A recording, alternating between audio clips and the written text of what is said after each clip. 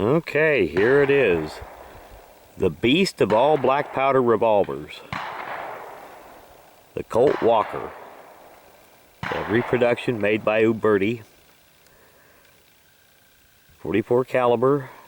Use a 457 round ball. And this thing is quite a beast. Just look at the size of the cylinder on that. Now I've got it loaded with 60 grains of black powder in each chamber. And that is about the maximum that you can get in there. And I've never shot it with that much powder before. And this thing is, it's a handful with 50 grains of powder. It's a big old heavy revolver, but this, well, up until the time the 44 Magnum came around, this here was about the most powerful handgun that there was. So, we'll give her a shot here.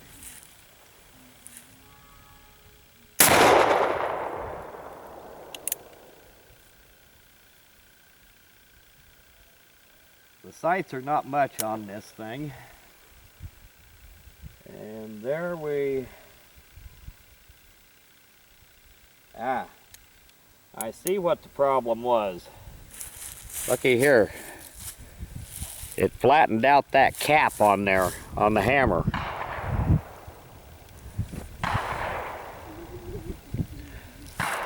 Now I'll get this advanced back around here to where we can start off again, and we'll try that again. Wonder if it wasn't so much powder in there that's trying to blow the cap back off of the thing, off of the nipple. Anyway, here we go again. Make sure that didn't happen again.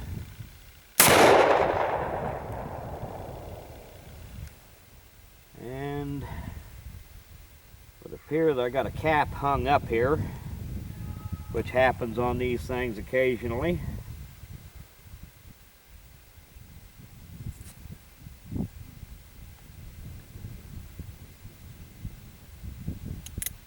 There.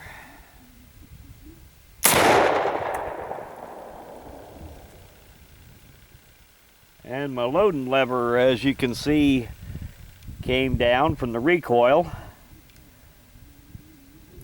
Using that heavy of a load, I may have to get me a rubber band or something to put around it to hold it up there. All that holds the thing up there is this spring here. Now, what do I got left? 2 rounds left.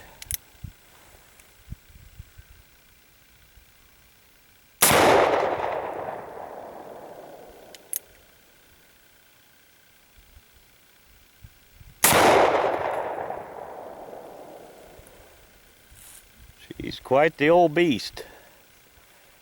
When I get home, I'll show you how to break this down to clean it.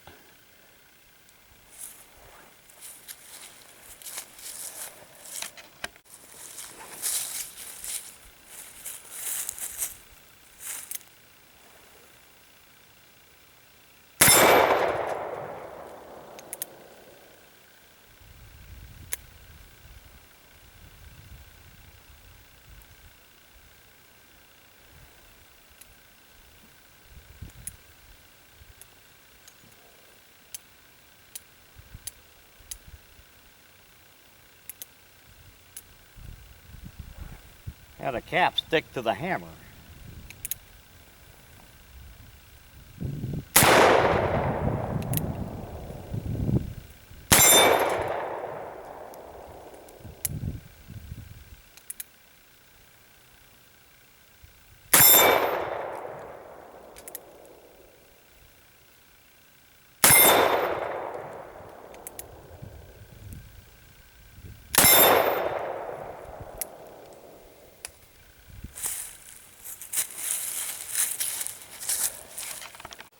Now this here is the beast of all black powder revolvers, the Colt Walker. It's a reproduction made by Uberti, 44 caliber. It's capable of holding up to 60 grains of black powder. Thing is huge. We can get some of this to show up here. The roll markings on the cylinder.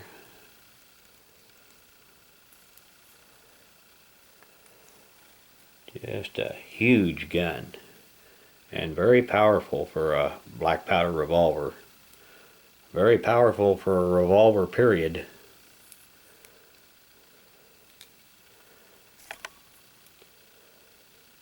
There's your loading lever. With heavy loads, sometimes the recoil will drop your loading lever too.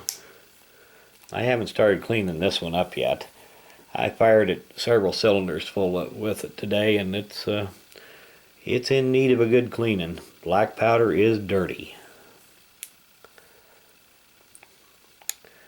Now the way you take one of these down is by knocking this wedge out of here. And this one tends to be a little tight, so you can't just push it out of there. So you need to give it just a little bit of help, which I'm going to do with this dead blow hammer. It's plastic head, so it can't really hurt it. So just give that a little tap, and you can pull that wedge out like so. This is kind of hard to do, reaching around the gun here, or reaching around the camera. And then you can just pull it apart like so. And then of course your cylinder comes right off. Next thing to do would be to remove the nipples and just give it a good cleaning, because it sure needs it. And black powder is corrosive, very corrosive. So you can't let it set too long. And then to reassemble it, you just go the opposite way. Just set it right back together, push that wedge back in, and you're all set to go.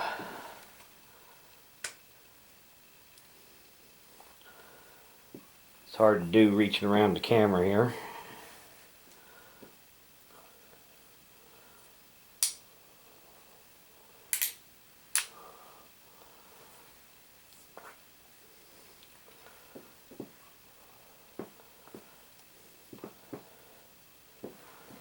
Might have to tap that back in just a little bit,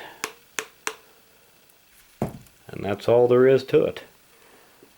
But I'm going to leave her apart here because it does need a good cleaning. Oh, one thing I should mention, when you reassemble it, you shouldn't put that wedge in too terribly tight, or it will pull the barrel in the front of the frame up too tight here, and you'll bind against the cylinder. But anyway, that's the way you take one apart. The originals on these were very rare. I think only 1,100 of these were made, original ones were made, and they command huge amounts of money. Even for junk ones, they command huge amounts of money. But anyway, I want to do a end of video shout out here. And this one's for Lancaster Rifleman. And I'll put a link to his channel in the description of this video. And if you get a little free time, go check him out. Thanks for watching.